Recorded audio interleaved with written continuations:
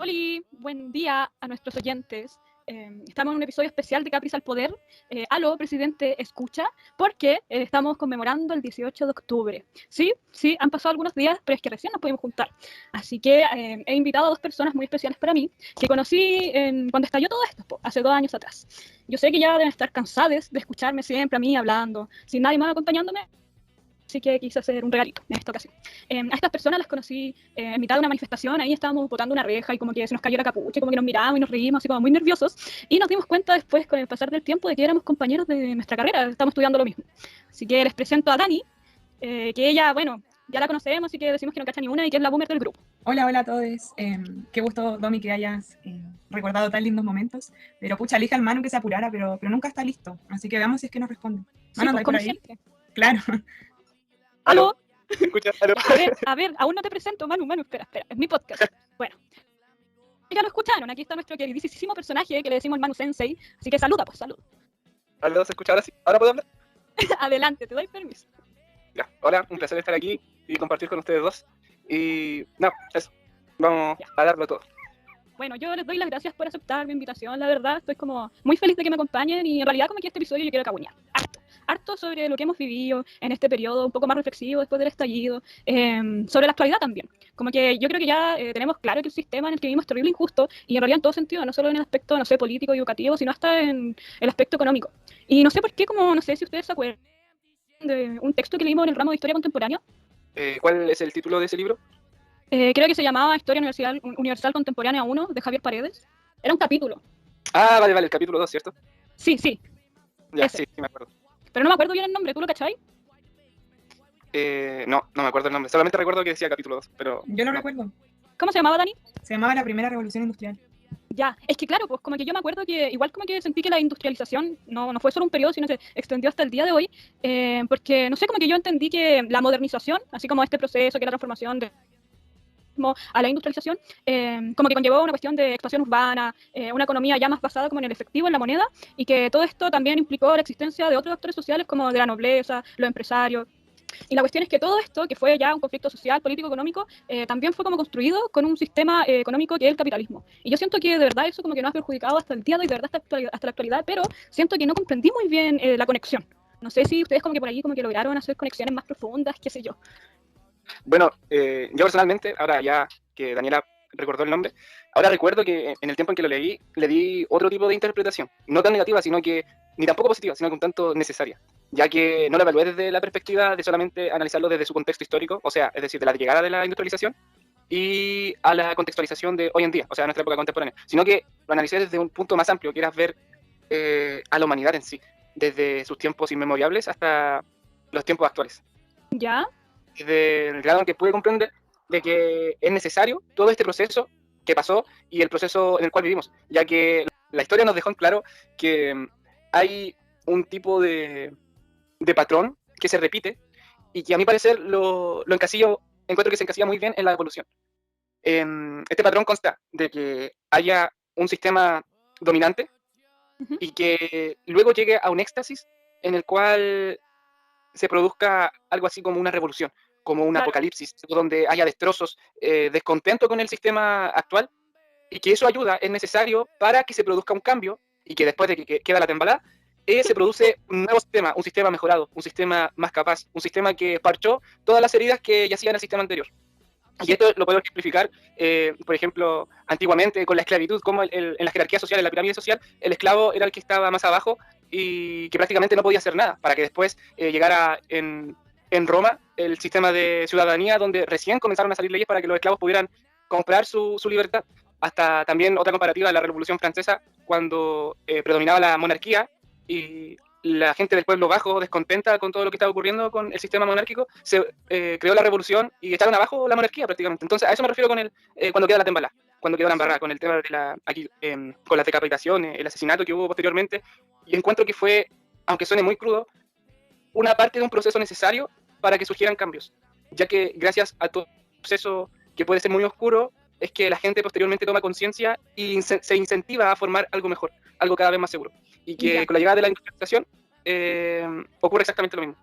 Comprendo. Sabéis que yo te encuentro toda la razón. Y de hecho, como que te amo, porque me hace sentir que tampoco erré tanto en creer que este estallido social que vivimos, como que también se debe a este proceso capitalista y que también nace una reflexión a partir de ello. Pero a mí me gustaría saber, como, así como a ciencia cierta, qué implicó la revolución industrial. Y bueno, y si quieren después explicarme bien lo que es el capitalismo, bienvenido sea. Ya mira, en cuanto al capitalismo, según lo que leí en el texto, guarda mucha relación, prácticamente es la base del texto, ya que está 100% ligado a lo que significa la industrialización, ya que cuando la industrialización llegó en una época en donde predominaba la preindustrialización, que es cuando había baja productividad, no había crecimiento, entonces la industrialización llegó para marcar un momento en la vida de todas las personas de una fase de modernidad, donde empezó a predominar la modernidad, ya que empezaron a llegar cosas nuevas, nuevos sistemas de trabajo, más empleos, el mejoramiento de la economía, etcétera. Ya, pero Manu, ¿tú crees que están así? Sí, Manu, porque en realidad, por ejemplo, yo me acuerdo que la profe en la clase, cuando nos pasó esta materia, como que dijo en términos menos tú tan exacto con las cosas, que era un despegue, así como que ella en el español dijo que era take off y que estaba caracterizado por la expansión de bienes y servicios, lo cual está estupendo, pero yo creo que como dice la Dani, así como, ¿es realmente así? Como que estuvo bien desarrollado esto, porque, insisto, siento que el capitalismo aquí jugó un rol fundamental, aunque no sé muy bien como los detalles. ¿Tú cachai más de eso? Sí, mira, resulta que yo igual me he dado el tiempo de investigar aparte del texto. Ella, siempre la bacana. La Matea. Sí, pues cómo no. Ya, ¿y qué averiguaste? Ya, me traté de ir a los orígenes del capitalismo, en donde yace el liberalismo. Y la persona que representa el liberalismo, o la que fue el pionero, vendría siendo Adam Smith, un filósofo escocés que vivió en el siglo XVIII, y que su ideología significó una gran revolución, ya que se antepuso al sistema, o sea, se impuso ante el sistema monárquico. Y este tipo de sistema, la monarquía, imponía condiciones al pueblo, sin considerar las opiniones de las personas. Entonces, ¿por qué me refiero que hay una evolución en este ámbito? Porque gracias a el liberalismo propuesto por Adam Smith, se presentaron ideas nuevas, ideas en las que todas las personas tenían la libertad, en cuanto al capitalismo me refiero, la libertad de poder elegir qué comprar, poder elegir qué producir para vender. Entonces ya no se basaban en lo que el gobierno les imponía, sino que ya las personas desde el más bajo pueblo podían ser independientes en el sentido económico. Y eso para mí significa evolución, significa haber pasado desde un sistema más pobre a un sistema más elevado, que pucha, en palabras más técnicas se puede definir como pasar del feudalismo a pasar a la modernidad, el capitalismo y el liberalismo. Ya, comprendo. Claro, Manu, está bien lo que tú dices, pero tú no tomaste en cuenta la capacidad productiva que generó todo eso. Y lo cual lo considero una desventaja muy grande, porque ya, si bien eres libre de escoger lo que sea, siempre va a haber como una elite que lo va a tener todo y como, no sé, los vulnerables, por decirlo así, quienes van a quedar ahí como vagando y los cuales se van a ver como envueltos o sumergidos en recursos sumamente limitados, lo cual podría generar incluso agotamiento de recursos. Sí, de hecho, Manu, a mí me sorprende que tengáis como esta parada, después de habernos encontrado en tales circunstancias, ser profe, no sé qué te está pasando, Manu, pero, pero yo realmente como que estoy de acuerdo en esta oportunidad, lo siento, con la Dani, y es que igual en la actualidad siento que también que aún la familia se deja de lado, por ejemplo, con la creación de robots que hacen muchas como operaciones en trabajos que antes eran hechos por humanos o que reemplazan también la vida familiar. Por ejemplo, no sé, la creación que a mí me hizo mucho como ruido de esta máquina aspiradora que, claro, te suplía como esa como tiempo de tu vida, tener que aspirar una casa, pero como que se aprendía de memoria tu casa, enviaba la información, no sé, a Google, y que además ese tiempo libre que tenían las familias para estar juntas por algo tan mínimo como eso, tampoco se traducía en eso. Y en ese sentido estoy de acuerdo con lo que dice la Dani, como que, claro, tienen todas estas oportunidades, pero también se deja de pensar en el individuo como tal con sus necesidades, sino solo en la explotación del mismo. Bueno, a partir de lo que señala Domi, a mí igual me hizo mucho ruido que todo se focalizara como en las maquinarias y se dejara muy de lado las habilidades humanas. De hecho, creo que fue tanto lo que trajo consigo como los beneficios de la maquinaria que ya la familia no era considerada como, a ver, como familia así como tal, sino como producto o mano de obra también. Sí. De hecho, bueno, en la actualidad todavía podemos ver que por ese deseo de, ya no es tanto industrialización, sino como, bueno, con la globalización, como expandir las tecnologías y el mercado internacional y mejorar la economía, que, no sé, estos típicos reportajes que aparecen de personas hacinadas, inmigrantes, en un edificio en plena estación central, viviendo en condiciones pésimas, con, no sé, con muchas enfermedades, y que les cobran 100 lucas por algo así, entonces, no sé, como que también encuentro que es un poco terrible, Manu, no sé, ¿qué me podéis decir al respecto? Bueno, al respecto te puedo decir mucho. Por ejemplo, con ese ejemplo de los extranjeros acá en Chile, hay que tener en cuenta cuál es su pasado, por qué ellos emigran acá a Chile. Y es que su sistema económico, muy contrario al capitalismo, están incursionados en otros ámbitos. Y cuando llegan acá a Chile, el capitalismo es el que los acoge en cierto sentido. Por ejemplo, yo voy caminando por la calle y, esto es verdad por si acaso, a un venezolano que antes vi no sé, vendiendo dulces, después lo vi trabajando de temporero y hoy en día lo veo con su auto. Entonces, en ese ámbito, la libertad económica que él obtuvo acá en Chile le permitió surgir en otro ámbito que probablemente en su país natal no hubiera podido surgir. Ahora bien, yo encuentro razón en todos los aspectos que ustedes atacaron al capitalismo. Y es que yo no estoy en contra de ustedes tampoco. Al contrario, yo usé una palabra exacta, que la palabra fue necesario. Y eso implica que si es necesario... Discúlpeme, eso implica que si es necesario, no voy a estar a favor de su método, voy a estar a favor de su resultado. Es decir, ¿a qué voy con esto? Que sí, es verdad, el capitalismo tiene muchos errores. Yo no soy capitalista, al contrario. De hecho, en mi pensamiento utópico soy algo así más como comunista. Pero a lo que voy con esto es que... a lo que voy con esto es que para mí fue mejor pasar del sistema monárquico a la industrialización que no haber pasado. Que quizás hoy en día, sin la industrialización, sin los avances tecnológicos que dio, sin las oportunidades de comercio que dio, quizás hoy en día la sociedad sería algo muy distinto. Quizás seguiríamos quemando mujeres, seguiríamos ahorcando personas por ir en contra de la ideología pública, al contrario de hoy, que, pucha, hoy son los políticos los que temen de las redes sociales y de todas las críticas que se le hacen. Hoy en día tenemos total libertad, ya no pasó solamente de una libertad económica, sino que pasó a una libertad ideológica, al grado de que cada persona puede decir prácticamente lo que quiera. Se han creado muchos movimientos gracias a esta libertad, que yo asocio totalmente la libertad económica a esta libertad ideológica. Entonces, a lo que iba con este sistema de evolución que dije al inicio, ya ¿cómo lo dije? A este modus operandi, o no recuerdo cuál fue el concepto exacto que dije, que se va repitiendo a través de la historia, yo no digo que ese modus operandi sea detenido. No, al contrario, mi pensamiento utópico me dice que hoy en día también está quedando la tembalada, ya quedó la tembalada con el tema del estallido social, y que estamos en ese punto de dejar la tembalada para después convertir algo mejor, para pasar del capitalismo en el que hoy estamos sumergidos, para pasar a un nuevo sistema de gobierno, quizás no llamarlo gobierno, quizás llamarlo de otra forma, que no sé, porque es el futuro, es incierto, pero que sí estoy seguro de que se está repitiendo el mismo modus operandi y de que va a ser mejor, que el futuro va a parchar las heridas que tenemos hoy en día. De hecho, para relacionar todo lo que he dicho específicamente con el texto, en el texto aparece todo este crecimiento demográfico, como el envejecimiento de la población, algo que antes no era visto, debido a las muchas enfermedades, no tenían solución a estas enfermedades, no tenían solución a la hambruna, y con la llegada de la industrialización todo esto cambió. O sea, llegaron mejoras sanitarias, el avance de la medicina, el progreso de la calidad de vida, todo esto extendió la vida humana y una mejor calidad de vida en todos estos aspectos. Aparte existió mayor movilidad de la población por el empuje demográfico, que lo llevaron a la mejora de los transportes, la mejora del trabajo gracias a la maquinaria, etc. En síntesis, la población creció. De este modo, la población urbana creció existiendo un éxodo rural, así como las migraciones regionales e internacionales. En fin, todo esto influyó en la expansión de economía y la colonia europea.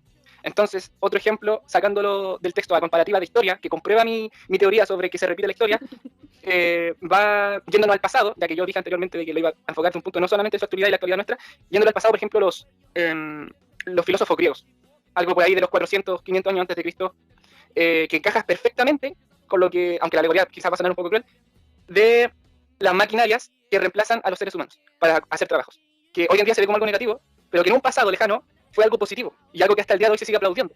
¿A qué me refiero con esto? Acá viene la comparativa que va a sonar mal, no me linchen por favor. La comparativa de los esclavos con los robots.